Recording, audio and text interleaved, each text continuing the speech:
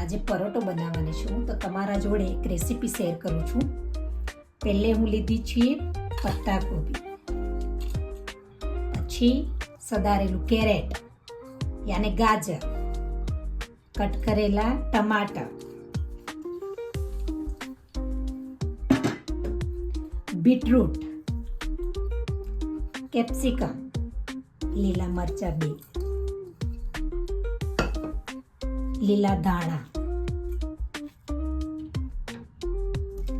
Cutting કરેલું ડુંગળી અને બોઇલ કરેલું બટેટું. એને મસ્ત રીતે હાથથી પેસી લઈએ.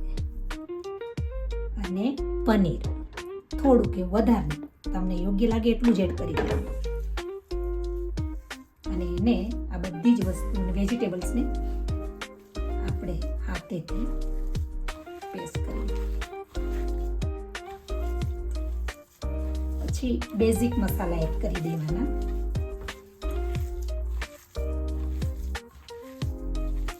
પછી મસાલા આવશે ને એટલે હા સેજ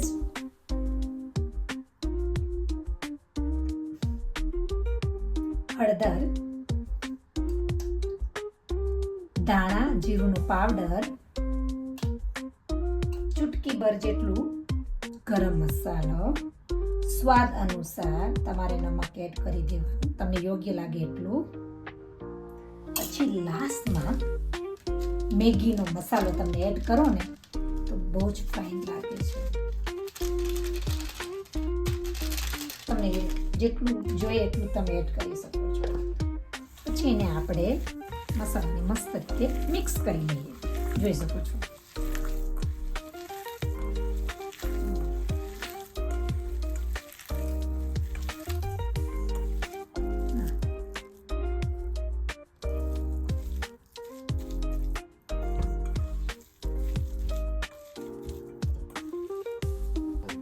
તમને જાડો રાખવો હોય તો જાડો.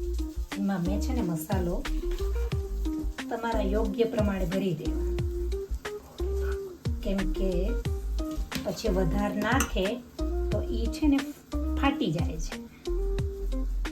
એટલે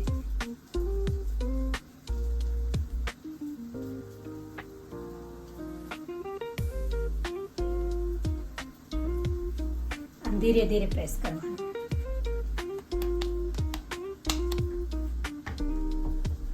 ના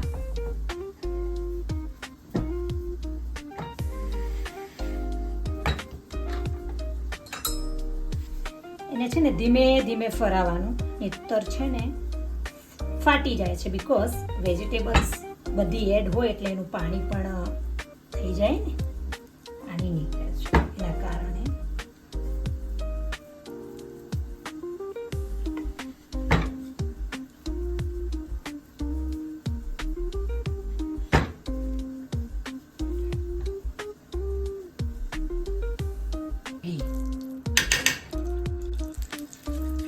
પરોટાને નવડાવી દેવાનું.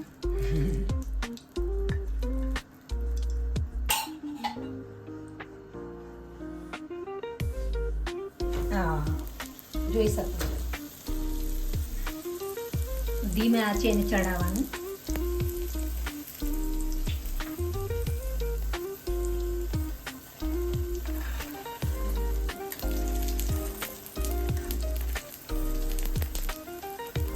હવે એની ઘરે હું એને ઉથલાવું.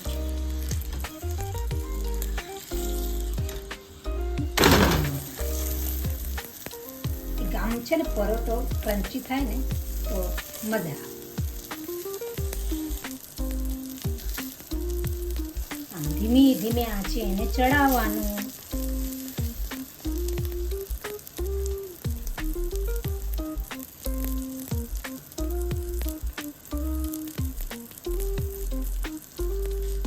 એને ધીમે આંચે ચડાવવાનું અને 2 થી 3 ફેરે છે ને ઉથલિયા રાખવાનું. જોઈ શકો. આ છે ફેમસનો રાજા રાણી, ફેમસ પરોઠો સુરતનો જ નહીં, બધી જગ્યાએ બનતો હોય છે.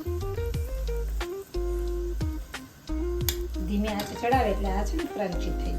હવે છે ને મેં એને કટ કરું. મસ્ત. પછી એના ઉપર છે ને ચીઝ પણ તમે એડ કરી શકો, પણ જરૂરી નથી. આ જોઈ શકો, મસ્ત થયું, મસ્ત. ઉપરનું ટોપલું કાઢીને તો એ આખો મસાલો છે. જોઈ શકો છો. આ મજેદાર પરાઠા